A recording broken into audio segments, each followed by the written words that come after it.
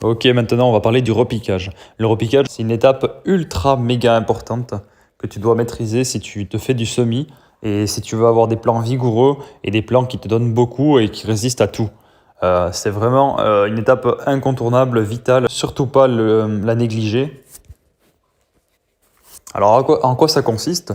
Eh bien quand nos plants seront sortis de leur semis, qu'ils auront poussé un petit peu, de 3 semaines en fonction de la chaleur, un mois maximum, quand les plantes dépasseront les 15 centimètres, eh bien, on va les prendre et on va les rempoter, on va les sortir de leur pot, de leur godet, et on va les mettre dans un pot plus grand et plus profond. Tout ça en enterrant au maximum la tige, et c'est pour ça que je t'ai mis directement les 3 étapes tout de suite. C'est parce que le principe est assez simple, donc il n'y a pas grand-chose à dire. C'est seulement qu'il faut le réaliser de façon correcte et absolument si on veut avoir des plants vigoureux. Alors pourquoi repiquer?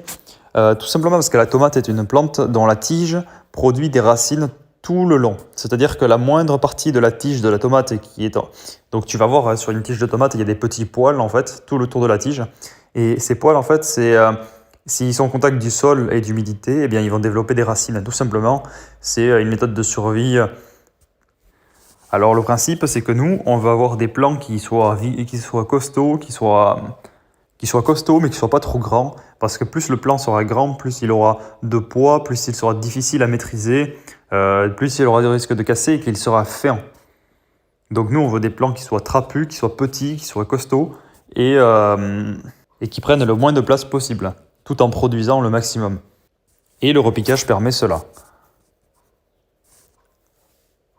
Donc le principe, comme je l'ai dit, il est simple. On va prendre notre plant, on va le mettre dans un pot, on va le mettre au fond du pot au maximum, sans l'abîmer, on va le mettre au maximum du fond du pot pour immerger le maximum de tiges.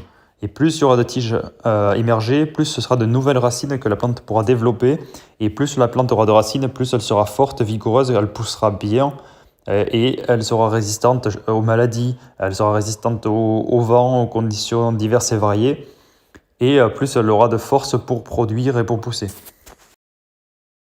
Bien, pour la manipulation, nous avons besoin de pots plus grands. Toujours pareil, qu'ils soient ronds ou carrés, peu importe. Mais ils doivent être plus profonds et plus grands que les précédents, que les pots du semis, puisqu'on veut enterrer au maximum notre tomate. Il nous faut les plants et évidemment, il nous faut le terreau. Toujours pareil, on peut utiliser le même, il n'y a pas de souci, du moment qu'il est adapté pour. Alors là, le plan que j'ai, évidemment, il ne ressemble pas au tien parce que c'est du plan que j'ai arraché, du plan sauvage et qui a repoussé. Toi, normalement, il devrait y avoir plus de terreau autour, plus les racines. Enfin, ça aurait dû prendre la forme du pot.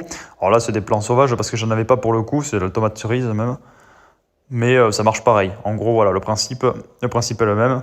Il faut mettre le maximum voilà, donc il faut déposer au fond, pardon, du pot et il faut mettre le maximum de terre autour, tasser de façon correcte, sans abîmer la plante.